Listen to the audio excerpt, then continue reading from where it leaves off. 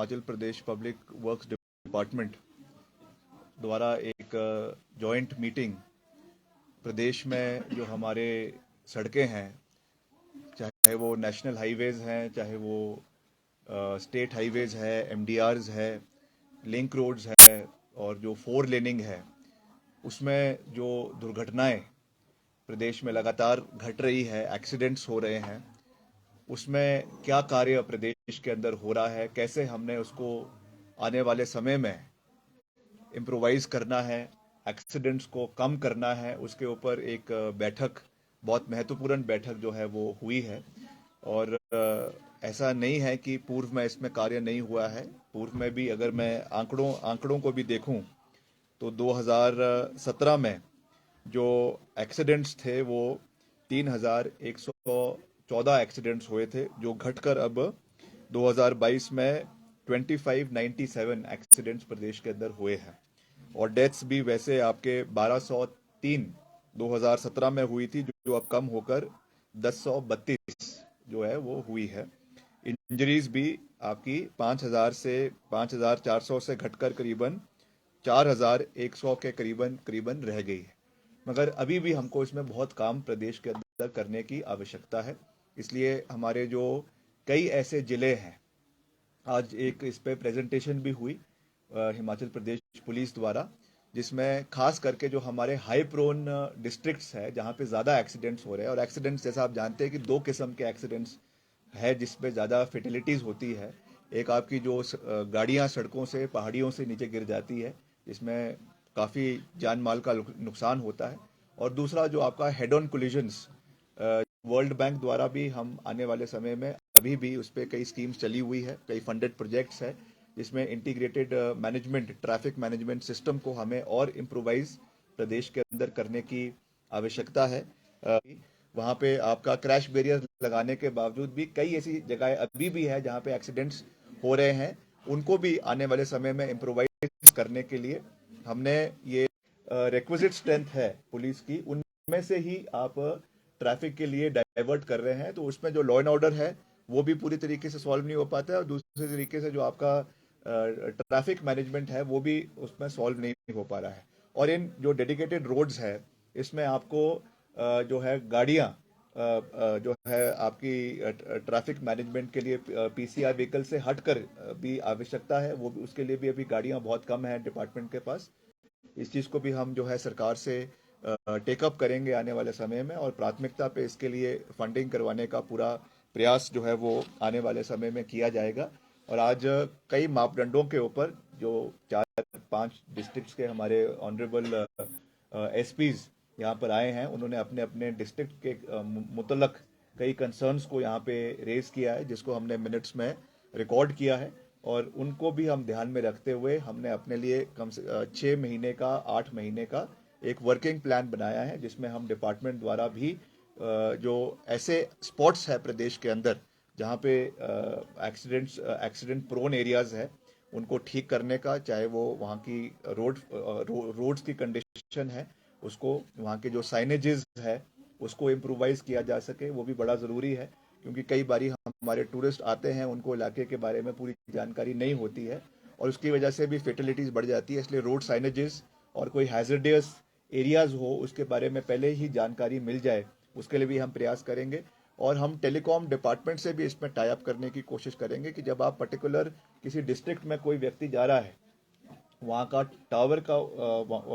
Tower का cellphone उसको पकड़ता है, जो भी डिस्ट्रिक्ट में आदमी आ रहा है, तो उनको एक पहले ही मैसेज आ जाए कि इस तरीके का जो है यहाँ की रोड कंडीशंस है, या इस तरीके का कोई वहाँ की जो समस्या है, ताकि जो लोकल्स के अलावा जो बाहर से टूरिस्ट आ रहे हैं, उनको वहाँ की जो कंडीशंस हो उसके बारे में वो अवगत हो। उसके लिए भी हम प्रयास करेंगे। मगर जैसा मैंने कहा कि it is not only PWD, ये एक जॉइंट मैकेनिज्म जो है वो पुलिस डिपार्टमेंट है, पीडब्ल्यूडी है, जितने भी स्टेक होल्डर्स हैं उनके बीच में होना चाहिए। A lot of good work has happened previously, but उसको हमको आने वाले समय में और मजबूती देने के लिए की आवश्यकता है। इसीलिए आज ये एक बैठक की गई है, और आने वाले समय में रेगुलर इंटरवल्स पे इस तरीके की बैठक हम प्रदेश के अंदर करेंगे।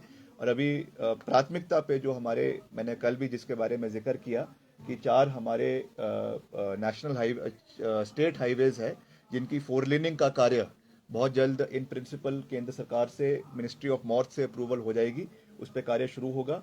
उन इन जो अब ये 4 लेनिंग का कार्य जिन हाईवेज के ऊपर होगा, उस पे पर्टिकुलरली हम इसको इम्प्लीमेंट करने के लिए एक अलग से अतिरिक्त बजट जो है वो केंद्र सरकार से मांगने का प्रयास करेंगे, ताकि उसमें सारे सेफ्टी मेजर्स आपके लिए जा सके और उसको हम आने वाले समय में प्रदेश के अंदर इम्प्लीमेंट करें। और साथ ही साथ कई जगहों पे ये भी देखा जाता है कि बहुत से आपके जो शहरी इलाके हैं, हेविली पॉपुलेटेड एरियाज है, वहाँ पे जो रेडी वाले हैं, रेडी फड़ी वाले हैं, कई दुकान है, कई आपकी इंक्रोचमेंट्स है, उसकी वजह से भी एक्सीडेंट्स हो रहे हैं। उसके लिए भी हम एक सैनिटाइजेशन जो है वो करने का प्रयास करेंगे। डिपार्टमेंट, पुलिस डिपार्टमेंट में उस पर अपना योगदान देगा, मगर उनको रिक्विजिट पार्किंग फैसिलिटीज और एक जगह जहां पे वो अपनी दुकानें लगा सके उसका भी प्रोविजन करने की आवश्यकता है। तो उसको भी एक स्टिपुलेटेड टाइम फ्रेम में उस पर भी हम काम करने का जो है वो प्रयास करेंगे। सर, अक्सर देखा जाता है जो हिली एरियाज है वहाँ पे मशीनरी और एम्बुलेंस जो वो टाइम पे नहीं मिल पाती है, तो क्या इस तरह का रहेगा कि जो रोड्स के एम्बुलेंसेस पे भी वो और जो मशीनरी है, क्योंकि कई बार देखा गया बसेस नीचे गिर जाती है, मशीनरी टाइम पे नहीं पहुंचती, तो उसकी वजह से भी कैजुअलिटीज बढ़ जाती है। नहीं, ये भी एक बहुत इम्पोर्टेंट फैक्टर है, क्योंकि जब कोई इस तरीके का एक्सीडेंट होता है तो time is of the greatest essence. एक एक मिनट, एक एक सेकंड जो है वो बहुत महत्वपूर्ण होता है, और इसलिए हम खास करके जो रिमोट एरियाज है जहाँ पे इस तरीके के एक्सीडेंट्स होते हैं, अभी एक हमारी जो एसपी कुल्लू हैं, मैडम, वो बंजार, जहाँ पे एक बारी एक आपका बस गिरी और करीबन 35 से 37 लोगों की उसमें दुखद घटना हुई, मृत्यु हो गई। वैसे ही शिलाई के अंदर हुआ। तो जो ऐसे प्रोन एरियाज है वहाँ पे हालांकि 108 की एम्बुलेंसेस उस एरियाज में हैं, मगर उसको भी हमें इम्प्रोवाइज करने की आवश्यकता है। और आपका डिपार्टमेंट द्वारा भी कई जगहों पे हमारी जो मशीन्स है उनको रिट्रीव करने के लिए जिसकी आवश्यकता है, क्रेन्स है, उसको भी हम इम्प्रोवाइज करने का प्रयास करेंगे। मगर जैसा अभी हमने मीटिंग में भी कहा, it is on going process, बहुत लंबा प्रोसेस है, मगर कुछ एरियाज को पहले आइडेंटिफाई करके हम एक्शनेबल मोड में आना चाहते हैं और वहाँ पे उसकी शुरुआत करें, ताकि ज़मीन पे लगे कि कुछ चेंजेस आ रहे हैं, और फिर ग्रेजुअली उसको हम और एरियाज में भी इम्प्लीमेंट करने का प्रयास करेंगे।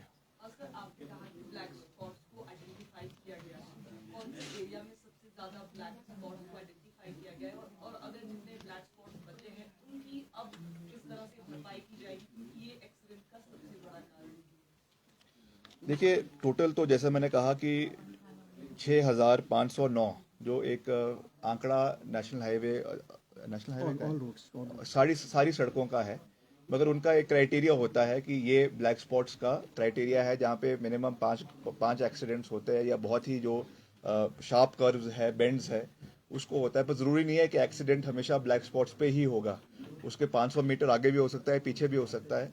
पर हमारा फर्स्ट प्रायोरिटी जो है उन पे कार्य करने की आवश्यकता है, और उसमें मुझे खुशी है कि उसमें 6,509 में से 5,350 पे कार्य हो चुका है, और उन पे जो है वो रेलिंग, आपकी ये क्रैश बैरियर्स लगाए जा चुके हैं। मगर अभी भी हमको उस पर बहुत काम करने की आवश्यकता है, तो उस पर हम आने वाले समय में और ऐसी जगहें को आइडेंटिफाई करेंगे। और मैंने ये भी एक निवेदन किया है, जिसपे हम अपनी मुख्यमंत्री जी से भी मैं निवेदन करूंगा, कैबिनेट कलीग से भी करूंगा, कि हमको एक अवेयरनेस ड्राइव क्रिएट करने की आवश्यकता है। क्योंकि देखिए, ये कार्य तब तक ही पूरा नहीं हो सकता जब तक इसमें डिपार्टमेंट्स इनिशिएटिव ले। It has to be a peoples movement. ये अवेयरनेस क्रिएट करना बहुत आवश्यक है। इसलिए हम इसको सरकार से भी इस विषय को उठाएंगे कि जितने हमारे युवक मंडल्स हैं, हमारे स्कूल के बच्चे हैं, हमारे कॉलेजेस के बच्चे हैं, उनमें भी एक ड्राइव इस तरीके की क्रिएट की जा सके, ताकि अवेयरनेस ज़्यादा से ज़्यादा, जितनी फर्टिलिटीज़ हो रही है, मुझे ये आंकड़े जो आज हमारे सामने रखे गए, इनको देख के दुख भी हुआ है, मगर खुशी भी है कहीं ना कहीं कि इसमें कमी आई है। मगर इसकी लोगों को जानकारी भी पूरे तरीके से होनी चाहिए। मैं भी अपने सोशल मीडिया के माध्यम से ज़्यादा से ज़्यादा इसके बारे में जानकारी प्राप्त करवाने की कोशिश करवाएंगे। और जो हमारा पुलिस डिपार्टमेंट का सोशल मीडिया बड़ा अच्छा तरीके से कार्य कर रहा है, हम अपने डिपार्टमेंट में भी इसके नए रिफॉर्म्स लेकर आएंगे, ताकि जो भी हमारा कार्य हो रहा है उसकी जानकारी लोगों तक जो है पहुंचे, और उसमें जो कमियां हैं वो भी हमको लगातार फीडबैक लोगों का मिलता रहे, ताकि it has to be a two way communication, और फिर ही मिलके हम इन प्रॉब्लम्स के से निपट सकते हैं। राहुल गांधी की सदन की सदस्यता को रद्द कर दिया गया है, किस तरह से देखते हैं? जो मानहानि केस था उसको लेकर। पॉलिटिकल वजह से हम तो चले जाते आप हैं पॉलिटिक्स। सर दुपहिया वाहन सड़कों पर दुपहिया वाहनों सर राहुल गांधी की संस्था है सांसद की वो रद्द कर दी गई है, जिस प्रकार से जो है वो 2 साल की जेल पर जमानत नहीं मिली, किस तरीके से देख रहे हैं? देखिए, ये बहुत अनफॉर्चुनेट है कि एक व्यक्ति जो देश के दबे हुए, कुचले हुए, ओप्रेस्ड लोगों की आवाज़ को उठाने का कार्य कर रहे हैं, उनके खिलाफ इस तरीके की कार्रवाई करवाई जाती है। और सबसे बड़ा प्रश्न तो इस पे ये लगता है कि जिस व्यक्ति ने जिसके बारे में ये कहा था, he was not the complainant of this so called defamation case, so called criminal defamation case. और ये बात मैं नहीं कह रहा हूं, ये हमारे जो देश के सबसे वरिष्ठम में से एक एडवोकेट है, डॉक्टर अभिषेक मनु सिंघवी, उन्होंने भी इस बात को कहा है। कपिल सिब्बल जी, जो एक बहुत वरिष्ठ अधिवक्ता है, उन्होंने भी इस बात को कहा है कि जब तक जो मेन कंप्लेनेंट है वो इस बात को नहीं कह रहा है और कोई थर्ड पार्टी आकर ये जो है मानहानि का दावा कर रही है और उस पर इस तरीके की जो है वो प्रक्रिया कोर्ट ने दी है, हम कोर्ट का, जुडिशरी का बहुत मान सम्मान करते हैं और हम उस पर कोई भी टिक्का टिप्पणी जो है वो कोर्ट प्रोसेस के ऊपर नहीं करना चाहते हैं। मगर जिस तरीके से विपक्ष की आवाज को स्टिफल करने की कोशिश करी जा रही है, सिस्टमैटिकली दबाने की कोशिश करी जा रही है, मैं समझता हूं कि ये लोकतंत्र का गला दबाने का और लोकतंत्र की हत्या करने का प्रयास किया जा रहा है। और ये सब इस बात को जानते हैं कि क्रिमिनल डेफेमेशन के लिए इस तरीके का सजा देना ये बहुत दुर्भाग्यपूर्ण है। मगर निश्चित तौर से हमें जुडिशरी में पूरा विश्वास है एंड आई एम श्योर कि जो 1 महीने का समय माननीय राहुल गांधी जी को दिया है, उनकी जो लीगल टीम है, they will explore all legal opinions और इसको रिक्विजिट जहां पर भी जो हायर कोर्ट है, हाई कोर्ट में और फर्दर इन सुप्रीम कोर्ट इसको अपील की जाएगी और जो भी इसमें कानूनी प्रक्रिया है उसको फॉलो किया जाएगा। मगर जिस तरीके की जल्दी इसमें लोकसभा सचिवालय ने दिखाई है, ये भी कहीं ना कहीं एक जो है क्वेश्चन मार्क के घेरे में आ जाता है, क्योंकि जब सबऑर्डिनेट कोर्ट ने जहां से ये फैसला आया है, अगर अपने ऑर्डर को सस्पेंड कर 1 महीने का समय दिया है तो उसमें उनको वेट एंड वॉच करना चाहिए था। मगर तब भी मैं उस पर कोई ज्यादा टिक्का टिप्पणी नहीं करना चाहता हूं। मगर मैं यही कह सकता हूं कि हम इस तरीके के यूनिलैटरल डिसीजन से डरेंगे नहीं। We stand rock solid with the family, with Shri Rahul Gandhi ji, with madam Sonia Gandhi ji, Priyanka Gandhi ji, और हम उनकी इस तरीके की जो लड़ाई वो लड़ रहे हैं, जिस तरीके से उन्होंने कल कोट खुद किया है, महात्मा गांधी जो फादर ऑफ द नेशन है, उनके शब्दों को उन्होंने कोट करते हुए ये कहा कि I will continue to fight for the people of the country, और सत्यता में ही मेरा धर्म है और इसके लिए मैं लड़ता रहूंगा। तो इन चीजों से हमको डरने की आवश्यकता नहीं है। ये सारे, चाहे वो ईडी है, चाहे वो सीबीआई है, चाहे वो इनकम टैक्स है, चाहे वो इस तरीके की इंटिमिडेशन करने के लिए एक नया टैक्टिक्स जो है वो आपने डेफेमेशन का कर लिया है, ये सब चीजें एक नुस्खे होते हैं राजनीति में, मगर इससे हमको डरने की आवश्यकता नहीं है। हम सत्यता की राह पर आगे चलते रहेंगे, निष्पक्षता से, निडरता से प्रदेश की आवाज को हम उठाते रहेंगे और हमारे नेता आदरणीय राहुल गांधी जी देश के लोगों की आवाज को उठाते रहेंगे। जिस तरीके से भी आपने देखा कि उन्होंने जो करीबन 3,500 किलोमीटर का सफर तय कर कन्याकुमारी से वो कश्मीर पहुंचे, लाखों लोगों का, करोड़ों लोगों का जन समर्थन उन्हें प्राप्त हुआ, उससे डरकर ये कदम जो है वो सरकार ने उठाया है।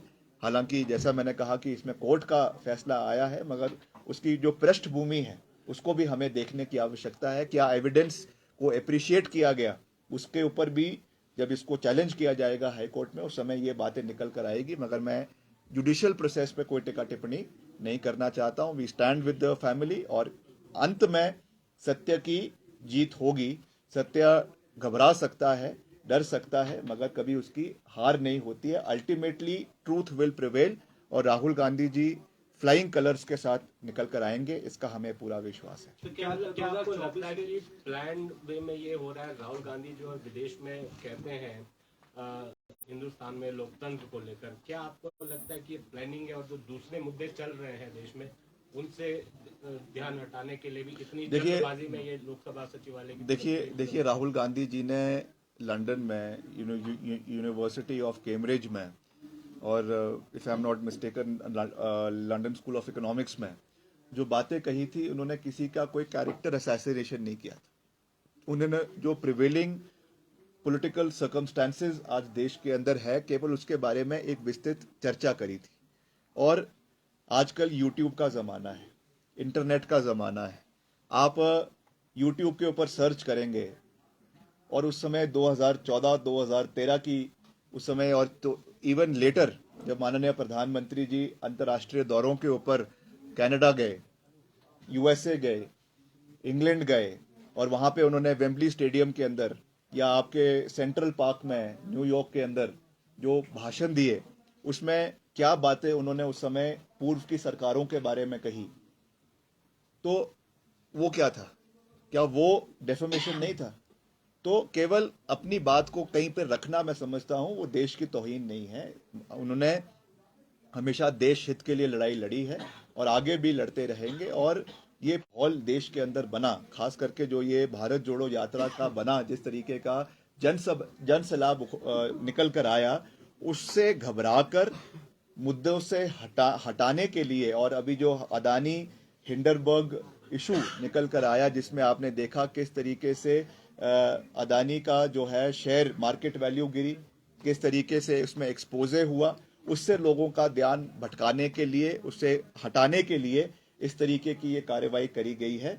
और जैसा मैंने कहा कि कुछ समय तक लोगों का ध्यान भटकाया जा सकता है। You can fool few people at few times, but you cannot fool all the people at all the time। इसका सच जो है वो निकल कर आएगा और अंत में सत्यता की जीत होगी, ये मैं कह सकता हूँ। तो क्या लगता है 2024 के चुनावों को लेकर इस तरह के हथकंडे अपनाए जा रहे हैं?